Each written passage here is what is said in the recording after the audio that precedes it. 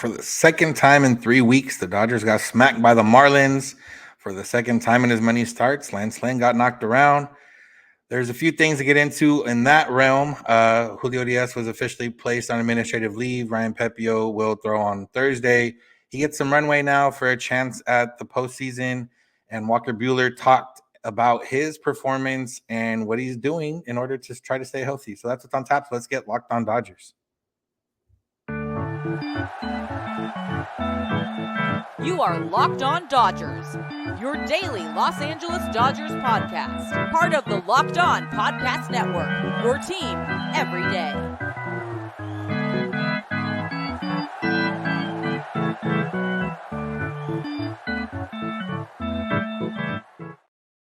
Yo, Dodger fans. Welcome to Locked On Dodgers. We are part of the Locked On Podcast Network, the #1 local sports daily podcast network. Locked On, your team every day. This is a daily podcast covering the Los Angeles Dodgers, bringing you the smart fans' perspective on our boys in blue. You can find us wherever you get podcasts and on YouTube if you search for Locked On Dodgers. And if you want to be notified when our episodes are ready, all you got to do is subscribe, and you'll get notified when those episodes are ready for you every weekday morning, Monday through Friday. If this is your first time listening or watching, I'm Samperio, joined by my co-host, Jeff Snider. And we're both lifelong Dodger fans that have covered the team in the past. We've been in the press box, been in the locker room. We've been fans in the past and present, and will be in the future. And we're here to bring you some knowledgeable thoughts and ideas about the Dodgers every Monday through Friday. And that's what we're here to do today. Like I mentioned in that intro, the Dodgers, when they ended their winning streak a couple weeks ago now, it was against the Marlins, and it was a blowout. And this time the Dodgers didn't have a winning streak, but they still got blown out by the Marlins. I guess in theory you could say that they're working on preventing the Giants and Diamondbacks from being in the playoffs. So, if you want to go that route about it, you could go that route about it. But the more concerning thing is probably Lance Lynn, who's now had 2 clunkers in a row. The last 3 starts have been, or the start before that was good. It was a quality start, but he hasn't made it out of the 5th inning his last 2 starts. He's given up at least 7 runs in both of those starts. He struck out 1 batter in both of those starts, and he's walked 5 guys combined in both of those starts. So all that adds up to not great. Yeah, it's been pretty bad. The Dodgers are now 0-17 this year when they allow 9 runs or more. I'm not sure which number I hate there in that sentence, 17 or 9. But yeah, it was ugly. And yeah, Lance Lynn showed some promise when the Dodgers first got him. But when the Dodgers got Lance Lynn, we said we don't really need to be great. He just needs to eat innings, save the bullpen, et cetera, blah, blah, blah. And, so it was almost a bonus that he was also actually good the first several starts. But he's not even eating innings now. This is 2 starts in a row. He hasn't even gotten through 5 innings. That is a problem, because when your job is to eat innings and you can't get through 5 innings, I mean, he threw against the Braves, he threw 104 pitches in 4 1/3 innings. And in this game, it was it 4 1/3 again? Maybe 4. I can't remember. There was 1 or 2 outs. 4 2/3. And he was right around 100 pitches. I mean, you got to get deeper in games. And yeah, we actually had an email from a listener named Michael Castro asking if Dave Roberts left Lance Lynn in this game too long. And for me, the answer is no, because his job is to eat innings. Once you're not going to pull him after the first home run, probably. And so then the second home run made it 5-1. At that point, I mean, the Dodgers only scored. Bases are clear. Yeah. And the bases are clear. Theoretically, it's like, okay, you put us in a hole again, get out of the inning. You're not going to pull him at that point when his job is to eat innings. They're already in the hole. And so there was never really a chance to pull him early enough to save the game. And by the time, so yeah, I mean, it's his job to eat innings. And the fact is, even with this, the Dodgers have a 13-game lead in the division. And so the game, it didn't hurt their playoff chances, didn't really hurt anything to leave him in the game. And so he had to do his job. He should have worn it. And it would have been nice if he could have got through that. I wouldn't have been surprised if he had come back out for the 6th, if he had gotten out of it after, when it was just even 6-1. he probably would have come back out for the 6th inning just to eat some innings. But instead, I think it was 7-1 when he left the game, and then 2 more of his runners scored after he left the game. Just a debacle. Yeah, not great. And the main point, and we've made this a few times, and it's not something that we want to harp on. It, the Dodgers are trying to win every game still, but in the National League, at least specifically, they're pretty locked in to where they're at now. They had the chance for the Braves, lost 3 out of 4. That basically out the window. They'd have to really play well the rest of the month, and the Braves would have to really struggle the rest of the month. They're comfortable enough lead over Milwaukee for the 2 seed. And then in terms of like overall, they're they're behind Baltimore and behind Tampa Bay. If it came down to it right now, by half a game to Tampa Bay, if it came down to like World Series, so it's all down to home field advantage at this point. It's more like, save your bullpen, save your arms, put guys in different situations and see what they can do. And, they're kind of being forced into that role now. Like, Ryan Pepiot is, we'll talk about a little bit. He's getting, forced into a chance now. And, guys like Gavin Sun and Emmett Sheehan, who were in the minors for a little while, they both gotten chances the last 2 weeks, and might get a few more chances here the rest of this month. So they're in different roles. But Lance Lynn, I talked yesterday about Kike and Rosario kind of having a hot start and then kind of fading away. And, Lynn's in the similar realm there. And the big difference is walks and strikeouts. The home runs are still there. He gave up 3 home runs in his first game. He gave up a home run in his second game. He gave up 2 home runs against Boston. In all those games, he had 2 walks or 1 walk. Only one of those he had 2 walks. His first 5 starts with the Dodgers, he had 6 total walks. His last 2 starts, he has 5 walks. His first few starts with the Dodgers, he had 7 strikeouts, 6 strikeouts, 9 strikeouts. Then it went down to 3 versus Milwaukee, but he had 7 scoreless innings, so you can't complain. Then it's down to 1 against Boston. He had a quality start, and then 1 against Atlanta, 1 against Miami. That's the issue. And for him, Dave Roberts kind of talked about it. You kind of know right away with Lance Lynn if he has it or not. Like, even though he got through the couple scoreless innings early on in this one, it wasn't like, he didn't look good. Jason Hayward maybe saved him a little bit with a nice play out there in the outfield that would have scored some runs if he didn't make that play. So it's one of those where I don't know if it, like focus, like whatever, just didn't have it. Whatever it was, the weather, I don't know, but he needs to get back to not walking guys, striking out a little bit more. The home runs are going to be there. I mean, realistically, he's given up 40 home runs this year. He's probably still going to give up home runs. But when those home runs have nobody on base, it's a lot different than a grand slam by Acuna last time, 3-run homer by Jazz this time, and a 2-run homer also in this game. So, it's a big difference. Yeah, my only quibble is you said strike out a little bit more. He needs to strike out a lot more. In his first 3 starts with the Dodgers, he struck out 22 batters in 18 innings.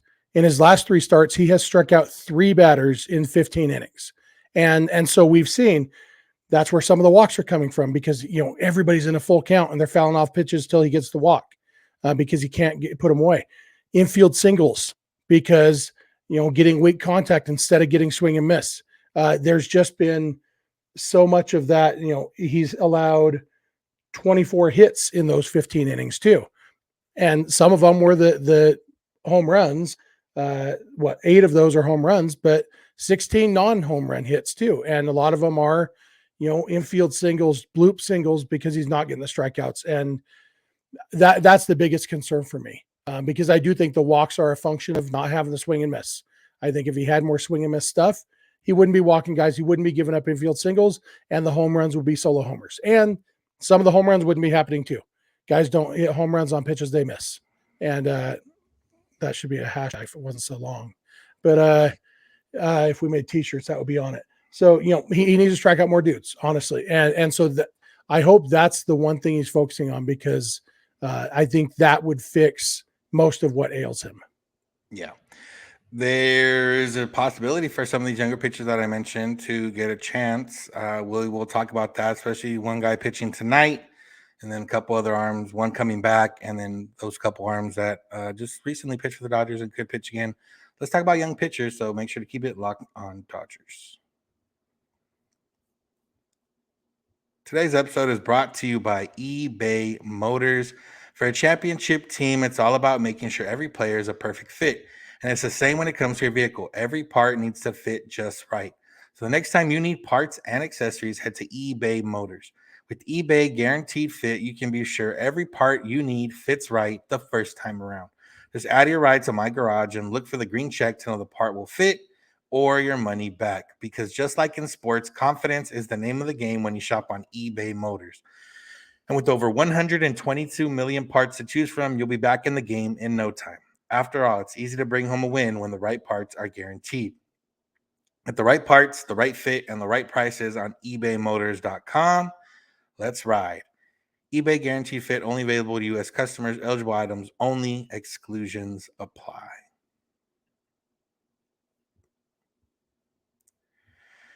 Thank you for making Locked On Dodgers your first listen. Make sure to make us your first listen every single day, and you can be part of the everydayers. You can find us wherever you get podcasts and on YouTube. And remember, if you can't watch the game but you want to listen, SiriusXM or the SXM app is here for you. All you got to do is get this SXM app or get on SiriusXM and search Dodgers for the home broadcast of every game. All right, Jeff. So Julio Urías was officially placed on administrative leave. The Dodgers put out a statement acknowledging the administrative leave and saying that they don't tolerate, domestic violence in any sense. Put out a little bit stronger statement than the past one.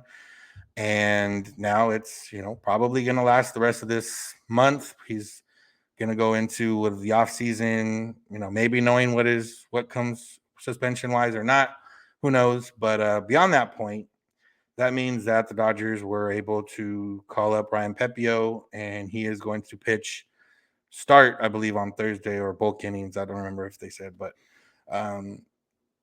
and somebody that's looked good for the Dodgers so far since coming off injuries is Pepiot. So we're good to see that there. So let's start there with Pepiot. He now has a little bit of a runway for a postseason, not just a spot, but a rotation spot potentially. Obviously the Dodgers have a lot of ways they can go with their pitching staff. It's going to depend on Kershaw. It's going to depend on, how Lance Lynn pitches the rest of the month. It's going to depend on, Bob Miller and everybody else. But, there's a chance for either a rotation spot or a bulk inning role for the Dodgers in October. Yeah. And, I guess I have to correct myself. The other day I said that Ryan Pepiot wasn't eligible to be called up when Julio got put on administrative leave.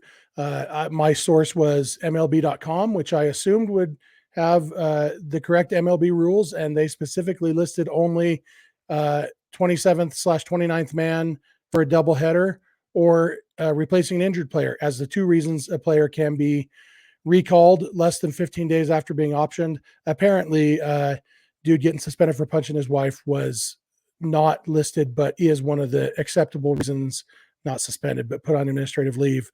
And so I'm happy for Pepiot getting this chance again. They did say he will be starting this game.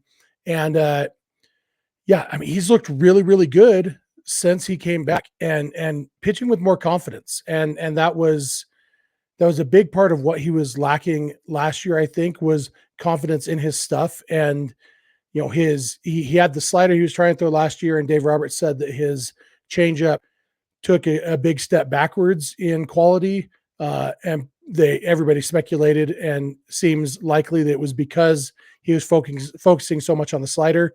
He's kind of scrapped the slider for more of a cutter now. And the changeup is back, and he's throwing it for strikes or close enough to strikes. And, we've talked a lot in the past about how changeup pitchers coming from the minors maybe have a bigger learning curve because you have to throw it closer to the strike zone to get swings and misses than you do in the minor leagues. And whatever it is, Pepiot in his first few appearances with the Dodgers this year has looked outstanding and looks confident. And so hopefully he can carry that over because it really is a golden opportunity for him. Now that same listener, Michael Castro, who asked about Lynn being left in too long, he also emailed us asking about what the postseason rotation looks like with obviously Julio out and Kershaw being questionable at this point. And, obviously Lance Lynn always being questionable.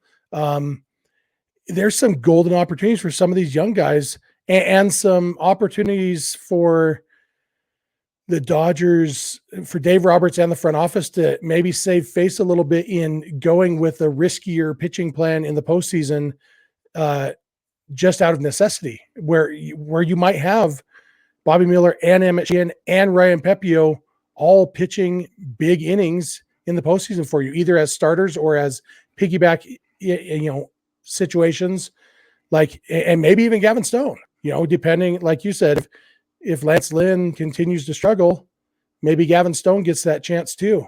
It could be a major youth movement for the Dodgers in October. I'm not gonna lie, that idea, I've been thinking about it more and more. I mean, I had thought about it before, but it intrigues me so much to see, like, just throw the young, like Kershaw, I want Kershaw to stay healthy, but like Kershaw on the rookies to just go out there. And I think it's partially because all those guys have a little bit, somewhat velocity, mid to high 90s. Velocity plays up in October. Obviously, not all the time, but velocity plays up in October. And if you're amped up, and realistically, the way the Dodgers are kind of built and the way things would go, you're not looking for 7 innings from these guys. You're looking for 4 to 5 innings, 3 or less runs, ideally in the playoffs. We've talked about regular season, how 5-6 innings, 4 or 5 runs is cool, but in the playoffs, a little bit tighter on that end. But yeah, for Pepiot, I mean, you look at what he's done so far this year, and well, first of all, you look at what he did to start. He earned a spot on the rotation coming out of spring training. Unfortunately, didn't get to see what he was going to do because he got hurt. And now we're seeing, was this going to be the guy that they saw from the beginning? Is he just looking good right now? Whatever the case, I think it also helps. And we talked about this last time, that his arm is fresh right now. And that's another potential like game changer. If his arm's fresh, he's ready to go, he's pitching like he's been pitching. That's a guy that can get you big outs in October because of that changeup, because he has that third pitch to kind of just keep you off guard a little bit. Because realistically, he can get through lineup one time with just fastball, changeup, maybe even 2 times, depending just on the mix and where he moving location. But he just needs that third one, and when the guy's on him, fouling off a couple pitches or whatever the case is, he just needs something a little different, and he has that now. And him. Sheehan's exciting because he has all the spin on the fastball. It works up in the zone. If he can, for the most part, I've never. It's one of those things where, like, when Lance Lynn pitched, even when Julio was pitching, even when some of these guys were pitching, I didn't really feel confident. I'm like, well, I hope they pitch well today. Or like with some of these young guys, I don't know if it's just whatever it is, but I was like, oh, I think I felt good that they were going to at least, give a chance. And then it didn't always work out that way, but it's possible. And I'm very intrigued by the idea now. Yeah. And so much of the Dodgers' success in October is going to come down to the offense stepping up anyway.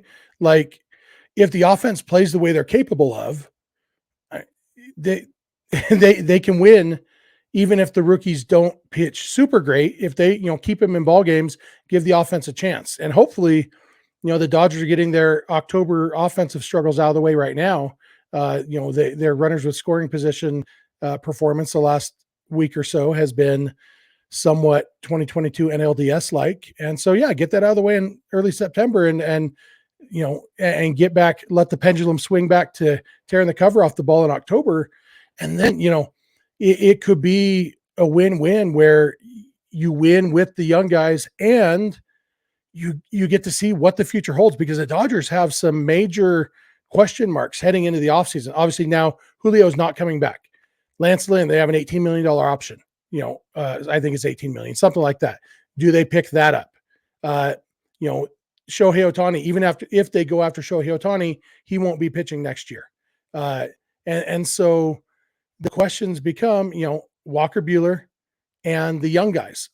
And then do you have to go after other pitchers? And if you have Miller and Sheehan and Pepiot and maybe even Stone throwing postseason innings, you're kind of getting a feel for that. And, if they have success, you're going into next year thinking we might have our rotation set up, and then Ohtani can replace Buehler if Buehler leaves in free agency, and then obviously if Clayton Kershaw comes back next year, even better, So, but there really could be a chance to learn a lot about the future this October, just out of necessity. And so, while nobody would have written it up this way, and in a perfect world, Dustin May and Tony Gonsolin would be healthy, and Julio would be effective and not in jail, and all these different things. But the card's been dealt, and now they have to play him, and it may end up being a blessing in disguise. Yeah, I'm excited to see it if it does go down that way. And it's one of those where, I tell people this: the Dodgers have had ideal situations. They've had Kershaw and Greinke and Cy Young, Kershaw and Greinke like prime, and Ryu one or two of those years. Like they've had the rotation, they've had the offense, they've had the 111 win team, they've had all this stuff, and it just comes down to what you do in October, and that for the playoffs specifically. We've talked about regular season is fun. You enjoy it the entire time. When it comes to October specifically, there's no ideal way blueprint, or else every team would be trying to do that blueprint, and whoever did it best would win. But no, there's been a variety of ways to win over the last few years. 2019 Nationals had the worst bullpen in baseball going into the playoffs, and then all of a sudden, between Scherzer and Strasburg and the bullpen, they were pretty lights out and won all the way to the World Series. So there's no ideal way to build it, and it. I don't want to say this feels like like I said, a year where we didn't expect much and we get to see what these young guys can do. And I don't see it that way. I see it as the Dodgers have a chance to win, and it's going to come down to if these young guys can help out and the offense can come through. Yeah, because these guys wouldn't be coming out of nowhere like Francisco Rodriguez did in 2002. These guys are really, really good. They're highly touted prospects with very good stuff. Maybe they're being thrust into situations they're not expected to be in. But, I mean, these guys are good, and they're expected to be good. And if the Dodgers can succeed with it. And the one year the Dodgers did win it in 2020, like Tony Gonsolin was lousy in the postseason. Julio pitched more out of relief than he did as a starter. The difference was Dodgers hit with runners in scoring position and hit with 2 outs. And so offense needs to win it, and they can, the rookie stars can just be along for the ride while the offense carries them to the World Series title. Yeah. One other pitcher that may pitch in October now that we were thinking about it is Walker Buehler. Walker Buehler went on his weekly stint on the Just Baseball show, talked about a few things, and now we'll talk about those things. So make sure to keep it locked on Dodgers.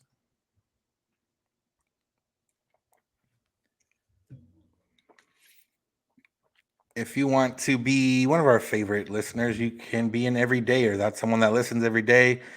Remember, you can find us wherever you get podcasts and on YouTube. Tell your friends and family and become an everydayer. And remember, if you want to listen to the home broadcast for any Dodger game, SiriusXM or the SXM app can help you out there. All you got to do is search Dodgers, and you can listen to the home broadcast for any game if you can't watch. All right, Jeff. So Walker Buehler has a weekly little stint on the Just Baseball show, which is through the Just Baseball brand. Is Aaron Layton one of the hosts of that show? I believe so, yes. Oh, former Locked On host, Aaron Layton. Yeah. So he talked about, obviously, his start and performance the other day and some of the things that came with it. I think the main thing that came from it is that Walker Buehler has put on 12 to 15 pounds. And haven't we all? Yeah. But not the way that maybe some of us have put it on. Yeah, not the way. He put it on purpose. He said, mass equals acceleration or whatever the technical term for that is. And he said, I don't think that's true. Not in my situation anyway. But, it's true for CC Sabathia. CC Sabathia said he had to stay around 300 pounds. That's right. He lost weight and then he lost velocity. So it must be a bell curve. Yeah. So he said he put it on, and he said, he's like, I tried to buck that trend in the past, but obviously I've been under the knife now. So why not, try something new? So that they talked about his new quicker delivery. He kind of implied that was just to make sure everything was going good. Like it wasn't it's not something that's necessarily going to be a change for him. It's a change right now to kind of save himself. And, I think in order to work back faster, and not worry about, mechanics and everything else, because he is a little bit on an accelerated timeline. And then the other thing he talked about was his fastball's in a good spot. He said he touched 96. He was happy about that. His off speed is what he wants to work on the next couple times out, getting that back up to speed. He said it was a little slow for his taste. But, all in all, he said he felt a little sore, but he felt good. And, he's supposed to pitch on Friday again, and we'll go from there. couple weeks ago, I was saying, Walker Buehler wasn't going to have a shot. And now I'm talking myself back into Walker Buehler having a shot. Yeah, and some of it is just circumstances. A couple weeks ago, you thought Tony Gonsolin and Julio Urías would be in the postseason rotation, and you know what? That's not going to happen. And so, yeah, there's definitely an opening for him.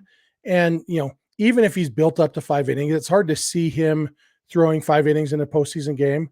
Maybe by the World Series, after he's had a little bit more build up, but realistically, he does come in as another one of those options if they go with a piggybacking kind of thing. I really could see the Dodgers, between Kershaw, Miller, Pepiot, Sheehan, Buehler, Yarbrough, maybe Lynn, maybe Stone. Out of those 8 guys, it's easy to see them having 6 or 7 starters on the postseason roster, even though they only need 3 or maybe 4 starters. And saying, okay, give us what you can. Bobby Miller, go out there, throw 100 miles an hour, give us 4 innings, and then we'll, hey, how'd you like our 100-mile-an-hour right-hander? Here's Ryan Yarbrough throwing from first base at 74 miles an hour, and just kind of slap things together. And Walker Buehler could fit really well in that approach, either as one of the starters or as one of the piggybackers, and just saying, let's just go, give us what you can. Let's buck traditional pitching roles and just say our goal is to get 27 outs every game. And we don't care who's getting them and when they're getting them. It's go get 27 outs, try not to give up more than 3 or 4 runs. And we like our chances because our offense is clicking and hitting with runners in scoring position. Yeah, that last part's going to hinge on a lot of things. But yeah, with being able to carry 13 pitchers, even if you have 6 starters, you still have 7 relievers. That's still plenty of plenty arms to get through what you need to get through, especially that first round. I know DS, you got the days off. You only need 3 starters technically, and even then, like the Dodgers don't have enough relievers to have like 4 starters and 9 like they don't have that many like true relievers, or at least not ones that we want to see pitch in October right now. So I'd rather see Ryan Pepiot and Gavin Stone and Emmett Sheehan than Victor Gonzalez or Alex Vesia or even Almonte or someone like that if they came back. And it also helps out in the fact that these guys are healthy right now, assuming they stay healthy the rest of the month. You don't got to worry about, okay, well, now we're waiting for Joe Kelly to come back. Now we're waiting for Almonte to come back. Now we're waiting for this to come back. Like, no, we're comfortable now. If those guys come back, it just creates a little bit of competition. In that sense, Michael Grove and Joe Kelly are expected back on the next homestand. Michael Grove will be a reliever just because he's not, won't be built up quite like a starter, but I would imagine he's built up enough to be a multi-inning reliever. So another, he looked good in the role where, just go in and pitch a couple innings. When you need him to go 5 or 6 innings, he's maybe not as strong. Yeah. And, we saw in this game on whatever day it is, Wednesday, when the game was out of hand, went with Victor Gonzalez for an inning, a third. Got out of that 5th inning, pitched a 6th inning, and then Gus Varland finished it off. And neither of them pitched great. The Marlins scored 5 runs after the relievers came in the game, and that's fine. That game was lost, but they didn't have to use any good relievers. Those guys can serve a purpose of keeping the important October arms fresh. You know what, Gus Varland, I'm still roughly a little bit optimistic about Gus Varland going forward, but for this year, he is cannon fodder. He is eat innings so that the guys who matter for October can stay fresh, because I think the reason Evan Phillips was pumping 99 the other day was because he was feeling fresh. He hasn't been overworked. He comes in, my arm feels good. And I like that version of Evan Phillips. Yeah. All right, that's going to do it for today's episode. Thank you all for listening. Thank you for making Locked On Dodgers your first listen of the day. If you do make Locked On Dodgers your first listen of the day every day, that means you're an everydayer, and that means you are great, and you are some of our favorite people. If you're not an everydayer, you're still some of our favorite people, but you could be a more favorite if you listen a little bit more. I won't even like you if you don't listen every day. So, well, all right. Well, that's Jeff. Jeff will don't like you, but if you want Jeff to like you, listen every day. Remember, you can find us wherever you find podcasts and on YouTube. Remember, SiriusXM or the SXM app. Search Dodgers. You can listen to the home broadcast for any game. You can find us on social media, Twitter and Instagram at Locked On Dodgers. Jeff is on Twitter at Snider. I'm at Vincent's91. You can DM us on those accounts if you have any questions, comments, or concerns. Our buddy Pat Dwyer DM'd us. Well, that might be a talking point we'll have in the next couple days about Colton Wong. So if you have questions like that, even if we don't get to them right away, we'll get to them eventually. And you can also get a hold of us via email, lockdowndodgers@gmail.com, or via voicemail text at 323-863-LOCK. We are here every weekday morning, and we hope you'll be here with us. When you get in your car, if you're at home, text my device by podcast, Locked On Dodgers. And remember, you don't have to agree. You just have to listen. Have a good one. We'll talk to you tomorrow.